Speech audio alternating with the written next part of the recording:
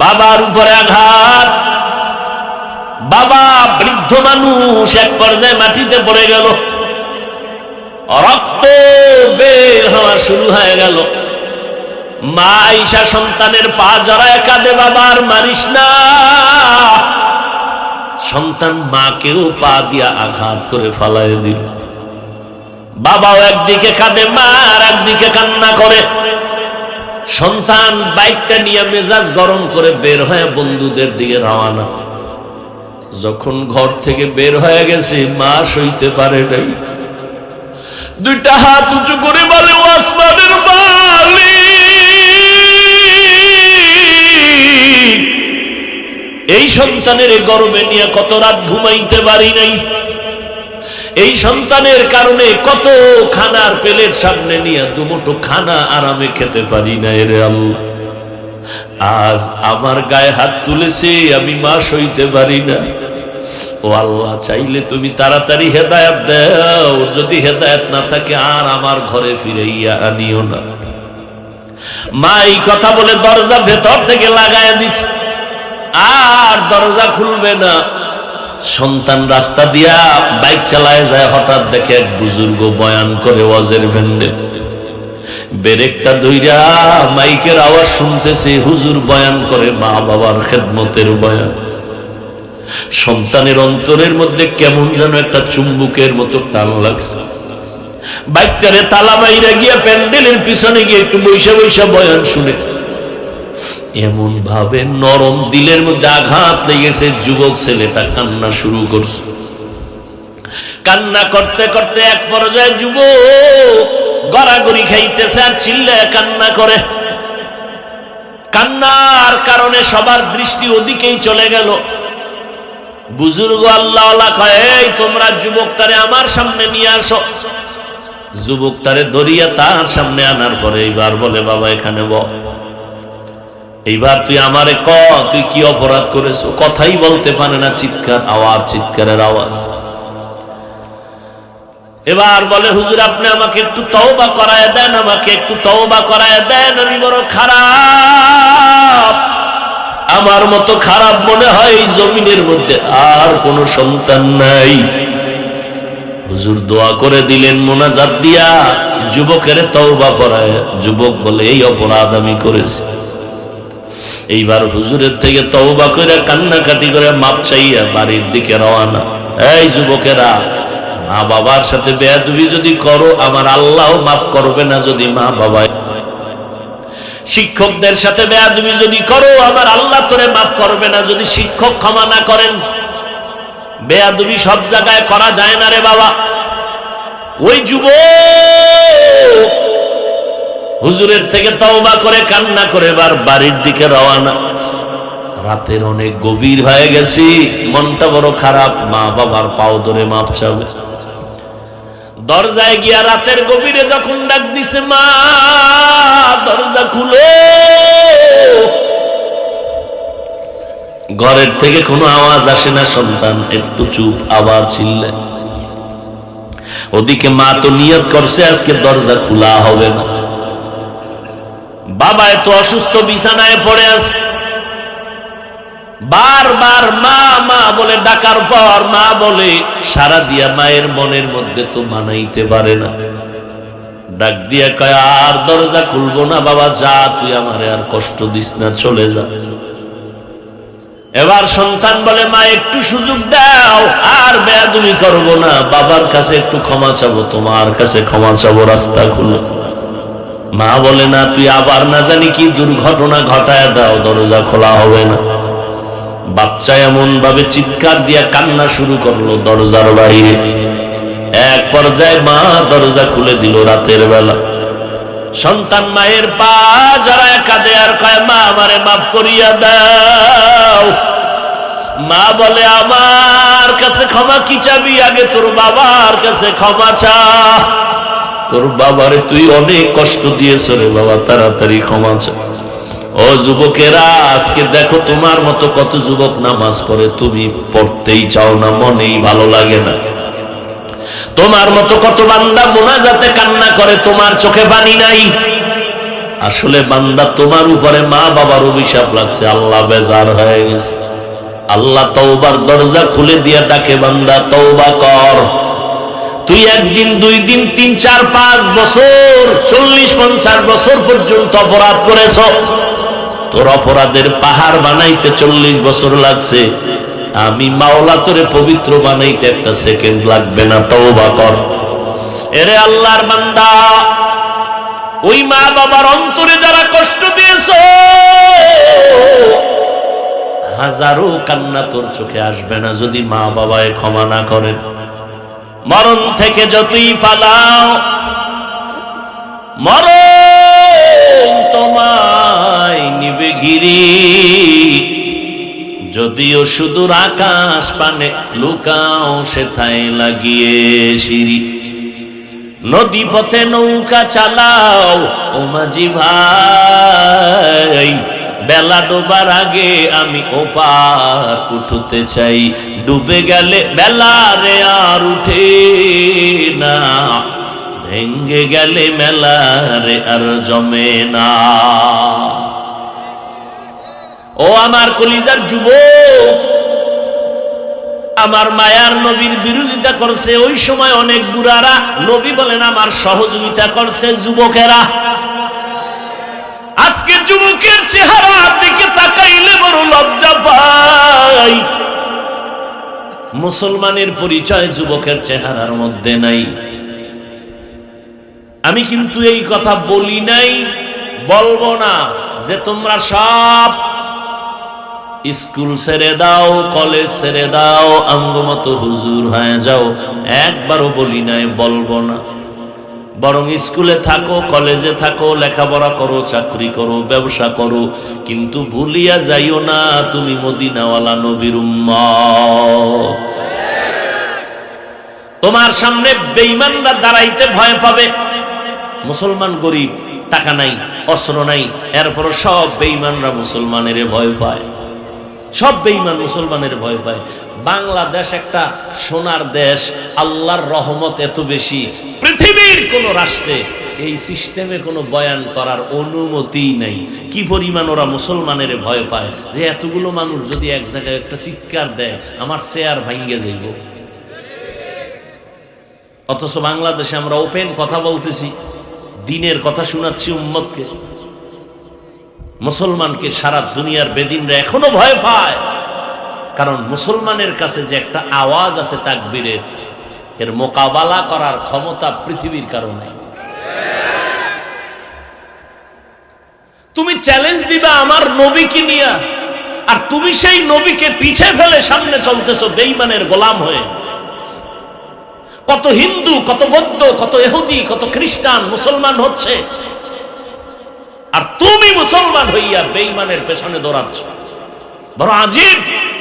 কিসের অভাব তোমার বলো? কিসের অভাব? ইসলাম কি বলেছে তুমি ডাক্তার হতে পারবা না? কিসের অভাব? জীবনেও মাদ্রাসায় পড়ে নাই,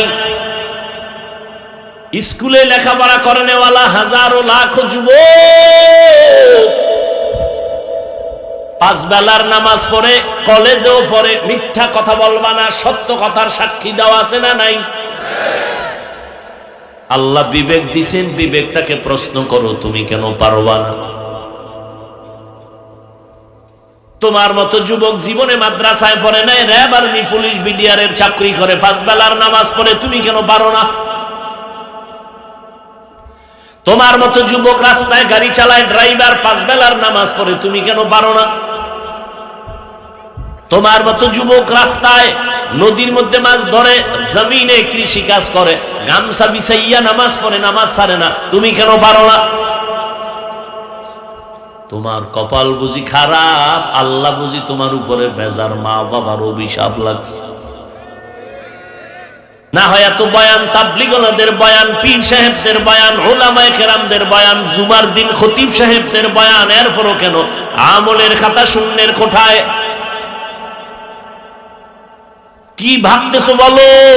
আমরা যা বলি এটি মিথ্যা, কোরআন যা বলে তা মিথ্যা। একটা প্রমাণ দাও, এখন দাড়ি কেটে ফেলবো, টুপি ফালাই দিব, শার্ট প্যান্ট টাই করে রাস্তায় নাচ গান করবো। কোরআনের একটা ভুল পারলে এখন দেখাও। একটা ভুল যদি কোরআন থেকে দেখাইতে পারো, আমি এখন দাড়ি কেটে ফেলবো। আর জীবনে আল্লাহর কথা বলবো না, এখন বলবো।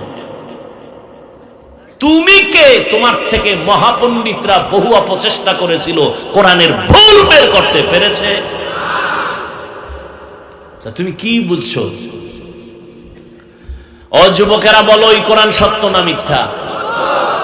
কত পার্সেন্ট সত্য? যুবকেরা জবাব দাও, ওই কোরআন শরীফের ভেতরে জান্নাতের বয়ান আসেনি? ওই কোরআনে জাহান্নামের বয়ান আসেনি? জান্নাতে কে যাবে, জাহান্নামে কে যাবে, আল্লাহ তাও বলেছেন। ইন্নাল আবরারা লাফি নাঈম ওয়া ইন্নাল ফুজ্জারা লাফি জাহিম। নেক আমলওয়ালারা জান্নাতের প্রতীক, যারা গুনাহ করবে তারা জাহান্নামের প্রতীক। এবার জান্নাতটা কেমন, জাহান্নাম কেমন, তাও আল্লাহ বয়ান করেছেন। এত বয়ানের পরেও কেন আমাদের আমল দুর্বল? এর একমাত্র কারণ আল্লাহর আযাবের ভয় আমাদের ভেতরে নাই। এজন্য আল্লাহ কোরআনের শুরুতেও বলেন আমাকে ভয় কর, কোরআনের শেষেও বলেন আমাকে ভয় কর। যেই নবী আমার রহমতের নবী, যার কোনো গুনাহ নাই, আছে গুনাহ, সেই নবীকেও আমার আল্লাহ বলেন নবী আমাকে ভয় করেন। ইয়া আইয়ুহান নাবিয়্যুত্তাকিল্লাহ ওয়া লা তুতি'ল কাফিরিন ওয়াল মুনাফিকিন। ও নবী, আপনি আমাকে ভয় করেন, কাফের মুনাফিকের অনুসরণ করবেন না। আল্লাহ বারবার তাকওয়ার কথা বলেন, আমাকে ভয় করো, ভয় করো, ভয় করো। বারবার আল্লাহ কেন বলেন হুদাল্লিল মুত্তাকিন? কারণ হলো ভয় এমন একটা পুঁজি, যেই ভয়টা অন্তরে থাকলে সন্তান মা বাবার সামনে অপরাধ করে না। যেই ভয় অন্তরে থাকলে ছাত্র শিক্ষকের সামনে অপরাধ করে না। ওই ভয়টা যেই বান্দা বান্দির মধ্যে থাকবে, ওই বান্দা বান্দি কখনো আল্লাহকে বেজার করে অপরাধ করবে না। আর এই তাকওয়া অন্তরে ঢুকাও। তাকওয়া এমন একটা পুঁজি যা চোখে দেখা যায় না, ধরাও যায় না, ঢুকাইতে হবে অন্তরে। অন্তর দেখা যায় না, ধরা যায় না। কেমনে ঢুকাইবেন তাকওয়া? তাকওয়া ঢুকানোর জায়গার নাম অন্তর। আত-তাকওয়া হা হুনা, আত-তাকওয়া হা হুনা, আত-তাকওয়া হা হুনা। পয়গম্বর বলেন তাকওয়া হলো অন্তরের ব্যাপার, অন্তরের ব্যাপার, অন্তরের ব্যাপার। অন্তরও ধরা যায় না, দেখা যায় না, তাকওয়াও দেখা যায় না, ধরা যায় না। কেমনে অন্তরে তাকওয়া ঢুকাবো? ও বান্দা, এজন্য আল্লাহ পাক নবী ঠিকানা দিয়ে বলেন লিকুল্লি শাইইন মা'দিনুন ওয়া মা'দিনুত তাকওয়া কুলুবুল আরিফিন। ওরে বান্দা, প্রত্যেকটা জিনিসের একটা গোডাউন আছে। তাকওয়ার গোডাউন হলো আল্লাহর জমিনে শ্রেষ্ঠ আল্লাহর প্রিয় বান্দাদের কলব হলো তাকওয়ার গোডাউন। তাদের সাথে সংযোগ লাগাও, নজর লাগবে, নেক নজর দিবে তো অন্তরে তাকওয়া ঢুকে যাবে। এটা গাঞ্জাখোর, মদখোর, বেনামাজি, ও যদি নজর লাগায় বদনজর, ওর বদনজরে গাভীর দুধ কমে যায়, গাছের ফল কমে যায়, বাচ্চা অসুস্থ হয়ে যায়। একটা গাঞ্জাখোরের বদনজরে বাচ্চা অসুস্থ হয়নি? হয়নি? হয়। কদু ক্ষেতের ভিতরে জুতা টানায়। জুতা কেন? জুতা টানাইলে কদু বড় হবে না বদনজর? কথা বলেন, কার বদনজর? বড় হুজুরের না গাঞ্জাখোরের? তো গাঞ্জাখোরের নজরে যদি গাছের মধ্যে রিয়াকশন হয়, তো একজন তাকওয়াওয়ালা, আল্লাহওয়ালা, তাহাজ্জুদওয়ালা নেক নজর দিলে বান্দার মধ্যে অ্যাকশন হবে না কেন? ওইটা বুঝছে, কদু ক্ষেতেরটা বুঝছে।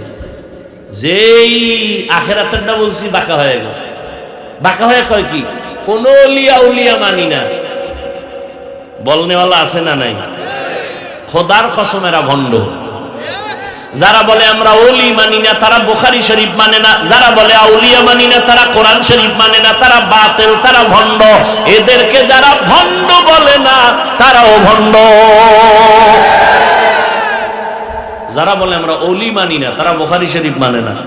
যারা বলে আমরা আউলিয়া মানি না, তারা কোরআন শরীফ মানে না। বেঈমান হওয়ার জন্য পুরো কোরআন অস্বীকার করতে হবে? একটা শব্দ অস্বীকার করলে বেঈমান।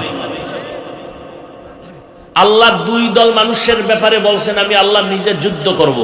কয় দল? এক দলের কথা আছে কোরআনে, আর এক দলের কথা আছে বুখারী শরীফে। আল্লাহ নিজে দুই দলের সাথে যুদ্ধ করার জন্য রেডি। কোরআনে বর্ণিত দল সূরা বাকারার মধ্যে আছে যারা সুদের সাথে জড়িত।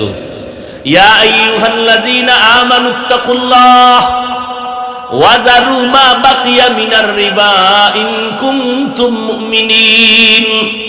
আল্লাহকে ভয় করো হে মুমিন, সুদের থেকে নিজেকে বাঁচাও যদি তুমি খাঁটি মুমিনের পরিচয় দিতে চাও। ফা ইল্লাম তাফআলু ফাযানু বিহারবিন মিনাল্লাহি ওয়া রাসূলিহি। যদি বান্দা আবার ওই লাইনে যাও, রেডি হয়ে যা, আমি আল্লাহ তোমার সাথে যুদ্ধ করার জন্য রেডি। আল্লাহ যুদ্ধ করবে, এটা খুশির কথা। সুদের সাথে যারা জড়িত, অল টাইম মায়ের সাথে জিনার গুনাহ লেখা হয়। নাউজুবিল্লাহ আসে না? আল্লাহ আর এক দলের সাথে যুদ্ধের ঘোষণা দিয়েছেন যারা ওলিয়া উলিয়া মানে না। বুখারী শরীফে আছে, ক্বালান নবিয়্যু সাল্লাল্লাহু আলাইহি ওয়া আলিহি ওয়া সাল্লামা ফীমা ইয়ারবিহি আন রাব্বিহি আযজা ওয়া জাল্লা, হাদিসে কুদসি, মান আদা লি ওয়ালিয়ান ফাকাদ আযানতুহু বিল হারব। যারা আমার ওলিদের সাথে বেয়াদবি করবে, আমি আল্লাহ তার সাথে যুদ্ধ করার জন্য তৈয়ার। আউলিয়া কারা? যারা গাঞ্জা খায়। ওলি কারা? যারা বেপরদায় চলে। আমগো দেশে এমন ওলিও আছে, শুধু ওলি না, আউযুবিল্লাহ পারে না, বিসমিল্লাহ পারে না, সে অলিকুল শিরোমণি। আছে না নাই? ভণ্ডের অভাব নাই সোনার বাংলায়। সোনার বাংলায় এমন এক বরকতি বাংলা, সেখানে সব পাওয়া যায়। নাই বলতে কিছু নাই। আপন মাইয়া তারে ঢাকার হোটেলের মধ্যে ঢুকাইয়া বাবায় আপন মেয়েকে কয়, আজকের রাত্রের জন্য তুই আমার স্ত্রীর মতো। আর জোরে কও। কি ইন্ডিয়ার খবর, সোনার বাংলার খবর। সোনার বাংলার খবর, আপন বাবা মেয়েকে বলে, আজকের রাত্রের জন্য তুই আমার স্ত্রীর মতো। সোনার বাংলায় অসম্ভব বলতে কিছু নাই। মা বাপ সন্তানের জবাই করে, সন্তান মা বাবাকে জবাই করে, স্ত্রী স্বামীকে জবাই করে, স্বামী স্ত্রীকে জবাই করে, ভাই ভাইকে জবাই করে। সঠিক বিচার পাওয়া কঠিন। কুত্তা মারার বিচার হয়, মানুষ মারার বিচার পাওয়া কঠিন হয়ে যায়। কচু কাটতে মানুষ কষ্ট পায়, মানুষ কাটতে কষ্ট পায় না। এক মাইয়া হওয়ার জন্য তিন ভোলারে মাইরা এক মাইয়া নিবে। আল্লাহর কপাল কি ওই বান্দা যে এখন মাইয়াও জেলে পোলাও জেলে। তো লাভ হইল কি? আকাম কইরা 17 বছর আগে একজনারে হত্যা করছে। এই নারাইলের পণ্ডিত ভাইরা শুনো, কয় বছর আগে? 17 বছর আগে একজনারে মার্ডার করছে, হত্যা করছে, ধরা পড়ে নাই। এমন সিফাই গিয়া ফালাইছে, 17 বছর পর সোনার বাংলায় ধরা খাইছে। কারণ আল্লাহর শুকর, বাংলাদেশের গোয়েন্দা বিভাগ এখন মিডিয়া জগৎ বড় আপডেট হয়ে গেছে। অন্যায় করে পার পাওয়ার কোনো রাস্তা নেই, কোনো রাস্তা নেই। এইটা যদি যুবক চিন্তা করত যে আমি একজনারে মারলে ধরা তো খামুই আজ না কাল, এই চিন্তা যদি করত, কেউ কারো গায়ে হাত তুলত না। মনে করছে আমি মনে হয় দল করি, সরকারি দলে আছি, আমি বুঝি পার পাবো। খোদায় পার না পারাইলে দল তোমাকে পার করাইতে পারবে? দলের মধ্যে আকাম কইরাও জেলখানায় নাই, সীমা লঙ্ঘন করলে আর সার নাই, আর সার নাই। এই যে ছাত্ররা, সেদিন শুনলাম ছাত্র শিক্ষকের গায়ে হাত তুলছে। সোনার বাংলার ইতিহাস মোবাইল আঙ্গ অনেক আপডেট করে দিছে। আদব বলতে কিচ্ছু নেই। মা বাবার সাথে সন্তানের অপরাধ দৈনন্দিন বেড়েই চলছে, ফিরাবার কেউ নাই। আর আমরা এখনো এত বড় বক্তা হয়ে গেছি, আল্লাহর শুকর। সময় যদি পাই মা বাবার জোতা সোজা করি, কাপড় ধুইয়া দেই। আর আমার স্কুলের ছেলে ক্লাস 7-এ পড়ো, মা বাবারে পাইয়া মনে করছো ঘরের চাকরানি, দুষ্টামি কইরা খেলাধুলা কইরা শার্ট প্যান্ট খুইলা মায়ের সামনে ফালাই থুইয়াইছে, আম্মা জান চাকরানি হে দুইয়া দিব, এই শিখছ? কি শিখেছ জীবনে? খানা খাইতে বইয়া প্লেটটা ধোয় না, মায়ের সামনে ধুইয়া উইটা চলে আইছে। মা চাকরানি তো প্লেট মায়ে ধুইয়া রাখবে? তোমার মা তোমারে নিয়ে এত কষ্ট করছেন এটা পাওয়ার জন্য। জীবনের মূল কষ্ট মায়ের প্রসব বেদনা,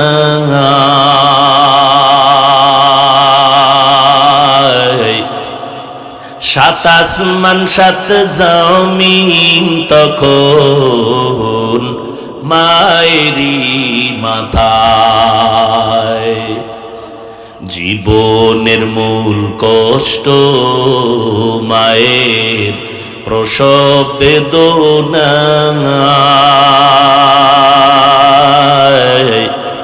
সাত আসমান সাত জমিন তখন মায়েরই মাথায়।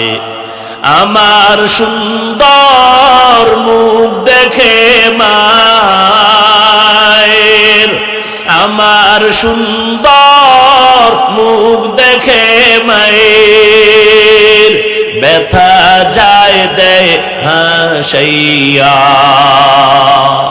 ও আমার প্রাণের মা, মা গো মা কোথায় গেলে মোরে ছাড়িয়া, জনম দুঃখী ইয়াতীম আমি চাই না কেহ ফিরিয়া। আমি যখন ছিলাম আমার মায়ের উদরে, চলাফেরা করলেন যে মায় কত কষ্ট করে। আমি যখন ছিলাম আমার মায়ের উদরে, চলাফেরা করলেন যে মায় কত কষ্ট করে। এমন মাকে কেমনে আজি, এমন মাকে কেমনে আজি যাব আমি ভুলিয়া। ও আমার প্রাণের মা, মা গো মা কোথায় গেলে মোরে ছাড়িয়া, জনম দুঃখী ইয়াতীম আমি চাই না কেহ ফিরিয়া। এরে নবীর উম্মতের দল, যেই মায়ের প্রসব বেদনা বড় কঠিন, সারা জিন্দেগি ভর মায়ের পিছনে যদি চামড়া খুলে জুতা বানায় দাও মায়ের ঋণ আদায় করা যাবে না। ওই মায়ের সাথে যারা বেয়াদবি করছো রে বাবা, কপাল খারাপ, তোমার কপালে বুঝি হেদায়েতের দরজা খুলবে না।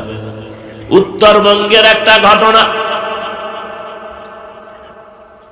সন্ধ্যাবেলা মাগরিবের আজান হয়ে গেল, সন্তান কোথা থেকে যেন বাইক চালাইয়া ঘরে ঢুকলো। বাবারে বলে তাড়াতাড়ি আমাকে 10,000 টাকা দাও। বাবায় জানে আমি এখন টাকা দিলে এই সন্তান রাস্তায় গিয়া আড্ডা দিয়া গাঞ্জা মদ পান করবে। বাবায় বলে একটা টাকাও তোমারে দেওয়া যাবে না। সন্তান অনেকটা অনুরোধের পরে এক পর্যায়ে ধৈর্য হারাইয়া সন্তান বাবার গায়ে হাত তোলা শুরু করলো। উত্তরবঙ্গের ঘটনা, এমন ভাবে প্রহার, বাবার উপরে আঘাত, বাবা বৃদ্ধ মানুষ এক পর্যায়ে মাটিতে পড়ে গেল, রক্ত বের হওয়া শুরু হয়ে গেল। মা আয়েশা সন্তানের পা জড়ায় কাঁদে, বাবা আর মারিস না। সন্তান মাকেও পা দিয়া আঘাত করে ফালায় দিল। বাবাও একদিকে কাঁদে, মা আর একদিকে কান্না করে। সন্তান বাইকটা নিয়ে মেজাজ গরম করে বের হয়ে বন্ধুদের দিকে রওনা। যখন ঘর থেকে বের হয়ে গেছে, মা সইতে পারে নাই, দুইটা হাত উঁচু করে বলে, ও আসমানের মালিক, এই সন্তানের গর্বে নিয়ে কত রাত ঘুমাইতে পারি নাই, এই সন্তানের কারণে কত খানার প্লেট সামনে নিয়ে দুমুঠো খানা আরামে খেতে পারি না রে আল্লাহ। আজ আমার গায়ে হাত তুলেছে, আমি মা সইতে পারি না। ও আল্লাহ, চাইলে তুমি তাড়াতাড়ি হেদায়েত দাও, যদি হেদায়েত না থাকে আর আমার ঘরে ফিরাইয়া আনিও না। মা এই কথা বলে দরজা ভেতর থেকে লাগাইয়া দিচ্ছে, আর দরজা খুলবে না। সন্তান রাস্তা দিয়া বাইক চালায় যায়, হঠাৎ দেখে এক বুজুর্গ বয়ান করে ওয়াজের ভেন্ডে, ব্রেকটা ধইরা মাইকের আওয়াজ শুনতেছে, হুজুর বয়ান করে মা বাবার খেদমতের বয়ান। সন্তানের অন্তরের মধ্যে কেমন যেন একটা চুম্বুকের মতো টান লাগছে।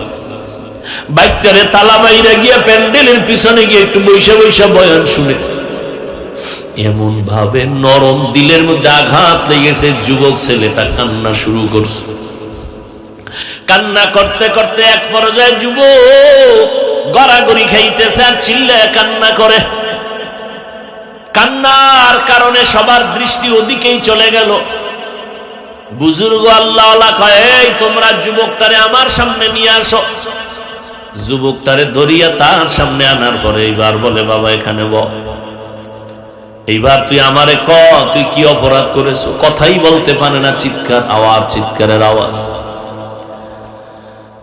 এবার বলে, হুজুর আপনি আমাকে একটু তওবা করায় দেন, আমাকে একটু তওবা করায় দেন, আমি বড় খারাপ, আমার মতো খারাপ মনে হয় এই জমিনের মধ্যে আর কোনো সন্তান নাই।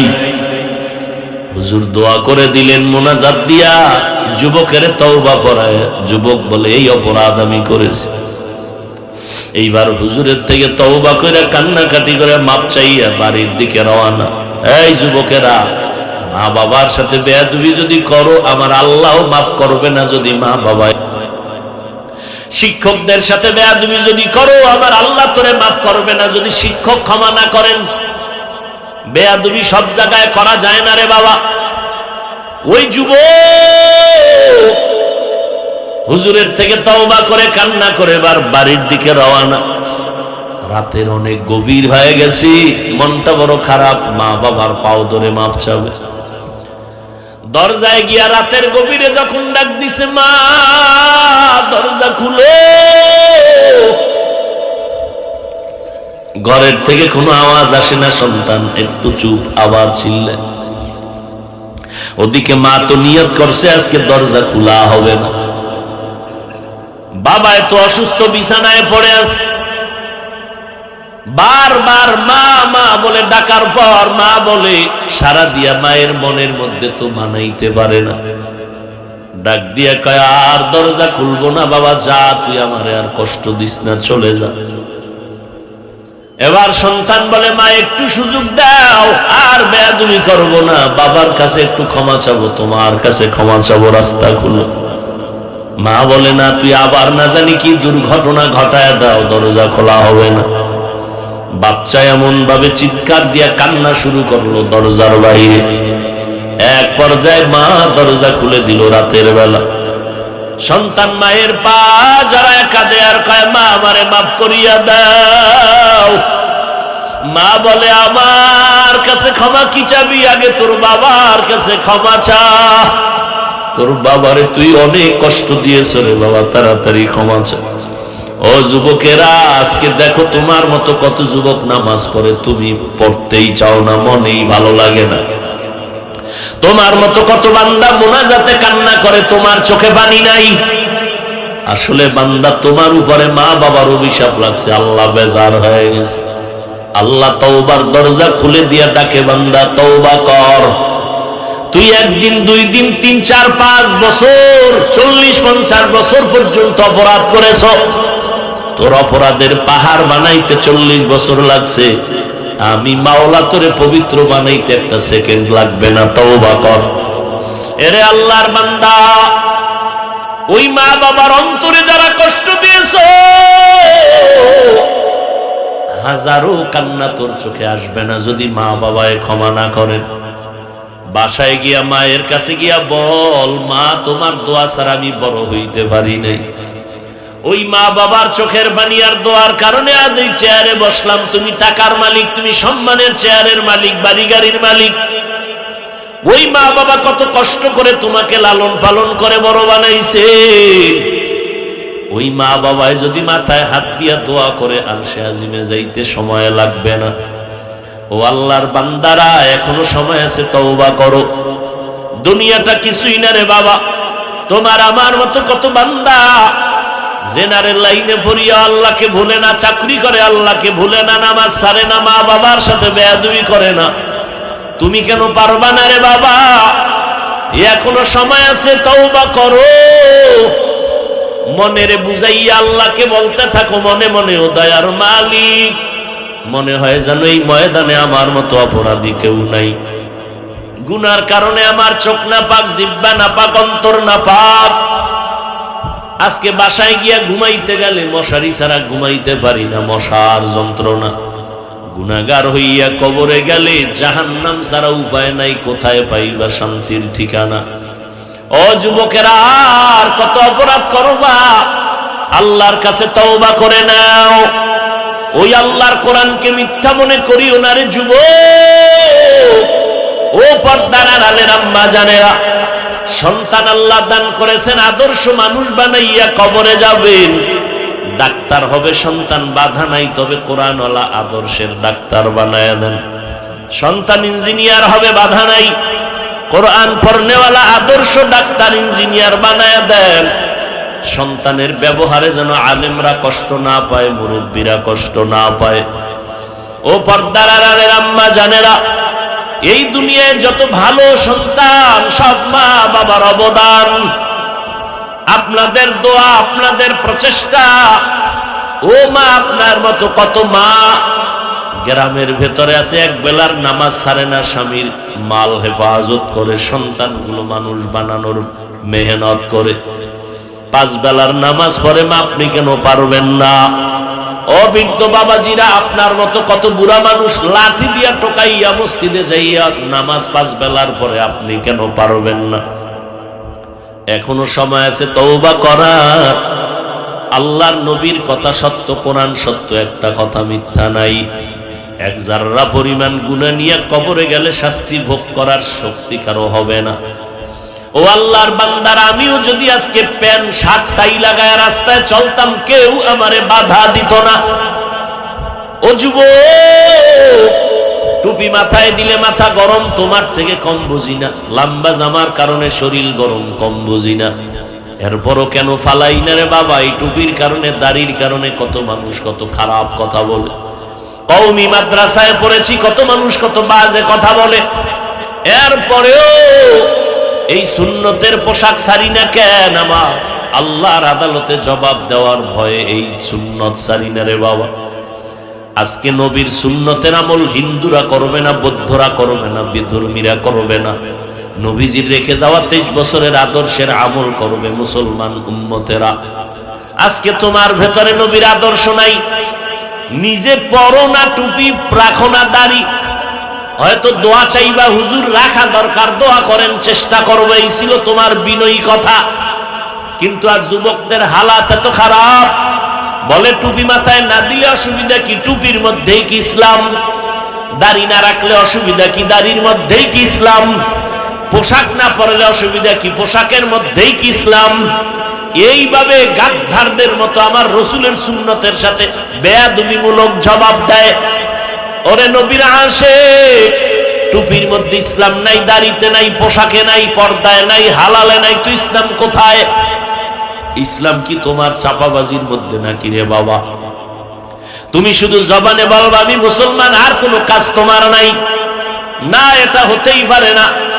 এরে নবীর আশিক, তোমার মতো বান্দার দিয়ে তাকাইয়াও কি একটু লজ্জা হয় না? কয়দিন আর বাঁচবারে বাবা? এমন একটা দিন নাই যুবকের লাশের খবর নাই। গাড়ির নিচে যুবকের লাশ, পানির নিচে যুবকের লাশ, ঘুমের ঘরে মরণ হয়ে গেল কার খবর নিয়ে দেখি যুবকের লাশ। যত মরে বর্তমানে যুবকের মরণের খবর বেশি পাওয়া যায়। ও আল্লাহর বান্দারা, ওই মা বাবার মনে কষ্ট দিয়া আগাইতে পারবা না।